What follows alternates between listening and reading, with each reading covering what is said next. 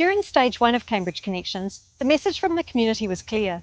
58% of people said they want another bridge. Building a bridge is a major project. It can take decades to plan and millions of dollars to build. So now is the right time to ask, what exactly does it take to build a bridge? Building another bridge for Cambridge was the most common theme when we asked the community about our biggest transport problems last year.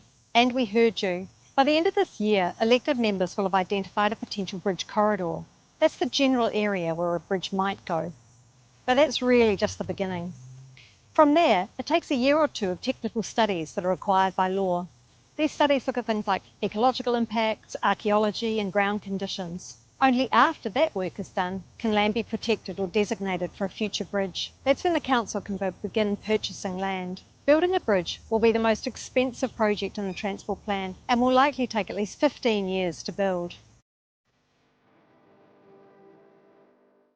Biggest challenge in building a bridge is balancing the engineering requirements, the geotech, ground condition and the river spans, structural stuff, with the impacts on the community, the environment and the waterways. For the timing for a bridge, you need to make sure that you've got a corridor protected so that your investigations aren't wasted, and the bridge design, you're comfortable that you are going to be able to build the bridge in the location that you choose. For Cambridge, the current bridges carry around 15,000 vehicles a day. Typically, you would expect 20 to 30,000 vehicles a day to be the level that a new bridge would be justified at. When you're making decisions about a new bridge, you need to consider what happens if you don't think about building a new bridge. If you don't think about building a new bridge, there will be consequences for freedom to travel at the times that you want, congestion and delays, traffic impacts in places that you don't want. If you do build a bridge, there's the adverse effects of the bridge on the people that you affect and the changes in traffic patterns. Planning for the Te Ara Peka Peka Bridge formed part of the Southern Links investigation. That started in 2009 and ended up with a designation in 2014. By the time we got funding, it was 2018. After we got funding, it was a couple of years of design and procurement, and then 4 years of construction, taking us to 2024. So that's 15 years. Once we got funding, from the start in 2018, 2 years to engage a consultant and complete a design, and then 4 years to procure a contractor and complete the bridge, was about as fast as I'd like to go.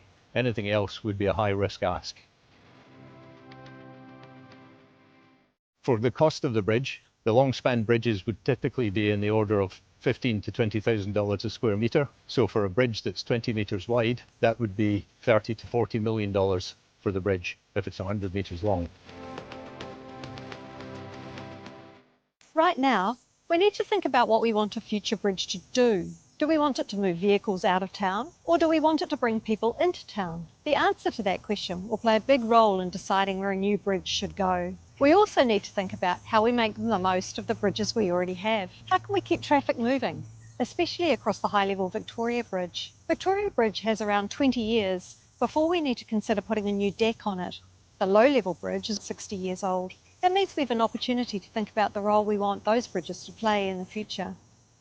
These are exactly the kind of questions we want to explore with the community. Your ideas will help shape the options that are developed, both for the future and for the here and now. So please make sure you have your say.